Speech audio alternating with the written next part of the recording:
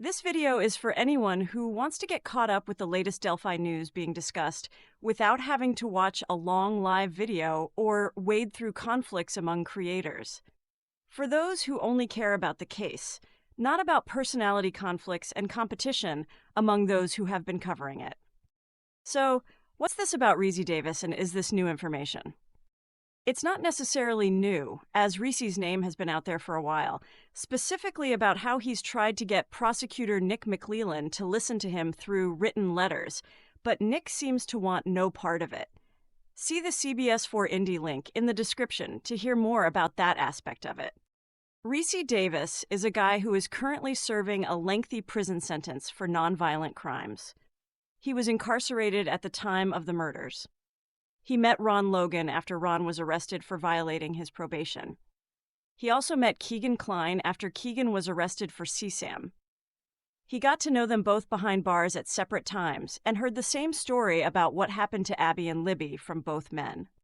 In the recordings of Ricci, and in the live conversation a creator had with him a few nights ago, he comes off as extremely believable.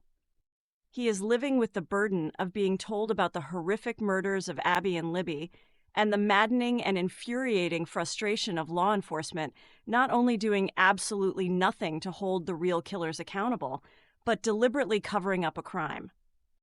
I'm not going to get into too much detail about who said what, meaning Ron's version and details versus Kegan's version and details, but we'll provide a high-level overview and summary of both.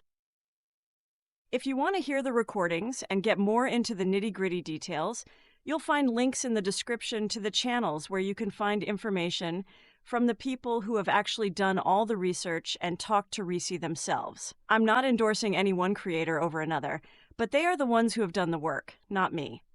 I'm just here to summarize it. Here is what happened to Abby and Libby, as told to Ricci Davis by both Logan and Kegan Kline. Kegan Kline knew Logan because Logan was a customer of Kegan's. Kegan's business was CSAM. He met with Ron in person, periodically, to help the technologically challenged old man access the images on phones he provided to Ron.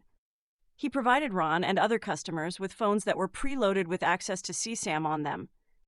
On the night of February 12, 2017, there was a party that started on Ron's property and ended up in or near the cemetery when Ron made them leave. He spent the morning of the 13th cleaning up from that event, including taking a trip to the transfer station. Kegan Kline, operating as Anthony Shots, planned to meet only Libby that day and take her to Ron's property, with the eventual goal being to possibly take her out of state. There were 3 men initially involved: Ron, Kegan, and an unnamed third man.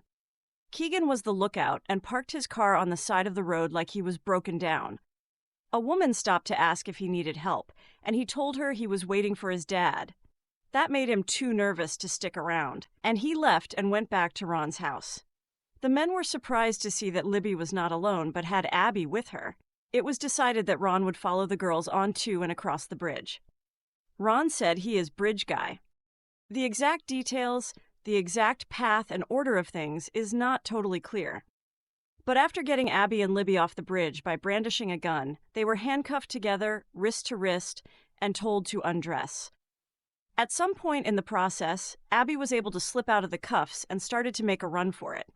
But Ron told her if she ran, Libby would get hurt. So she came back. There was a physical struggle with Libby during which Ron cut her, and she banged her head into his nose and it bled, somehow getting on a pair of underwear. The third man was instructed to throw the underwear in the creek. They got caught on some brush and he waded into the water to unsnag them, and in the process, he hurt his ankle. The third man left the scene prior to the girls being murdered. At some point in this story and struggle, they all ended up on the other side of the creek, on Ron's property. Abby was terrified and quiet. Libby was loud and combative, screaming a lot. She was attacked and cut to make her be quiet. At some point, photos were taken of the nude girls, with Kegan even ridiculing Libby's body, saying he wouldn't be able to get as much money for them as he thought. Ricci also said that photos were taken of the crime scene. After the struggle with Libby that resulted in her being severely injured by knife wounds, they thought she was no longer alive. They took Libby's body to a structure on Ron's property and wrapped her in a tarp. Abby was not yet injured and was brought inside Ron's house and was allowed to get dressed. She was kept in the bathroom while Ron went to Lafayette to an aquarium store. The plan had evolved into taking Abby, alive, out of state, which is why she was allowed to get dressed.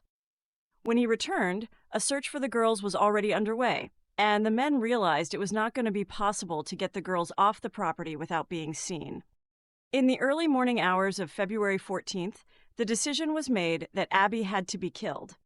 Neither man wanted to do it, but one of them eventually did, with a box cutter.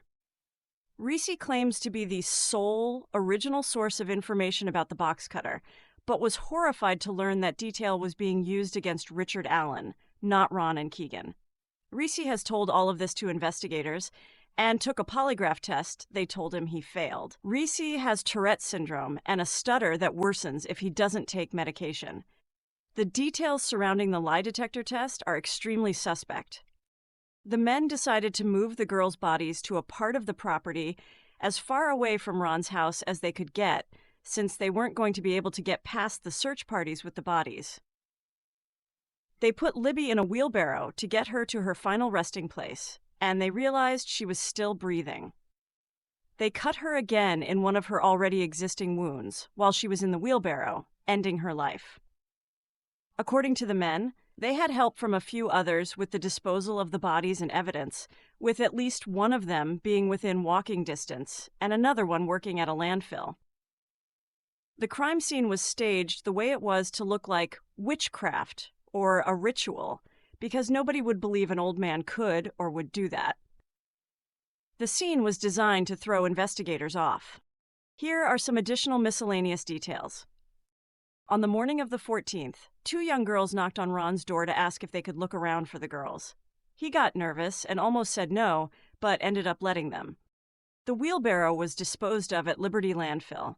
Phones were thrown in the Wabash River. Ron said Nick McClelland told him he would never have to worry about getting charged with this crime. Ron told Ricci that the mom of one of the girls reassured him she knew he had nothing to do with the murders. This made Ron feel bad because he knew he did. Ricci said Kegan was afraid his father, Tony, was going to roll on him. Kegan also said his father was afraid Kegan was going to roll on him. Neither of them trusts the other.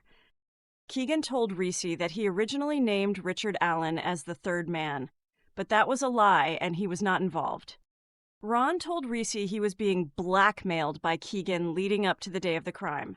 Essentially, Ron's participation in this crime was required if he didn't want his CSAM activities exposed. There are still many unanswered questions. The why about all of this appears to boil down to CSAM, the Dropbox, and who is in it, and the, quote, biggest CSAM investigation in Indiana's history. One creator, linked below, has even put out a compelling scenario tying the infamous Dropbox to Epstein. Just like with Epstein, this looks like a case of powerful men all protecting one another. If one falls, they all fall. Shame on Jerry Holman, Doug Carter, Jay Abbott, Nick McClelland, and anybody else who has been complicit in covering up what really happened to Abby and Libby.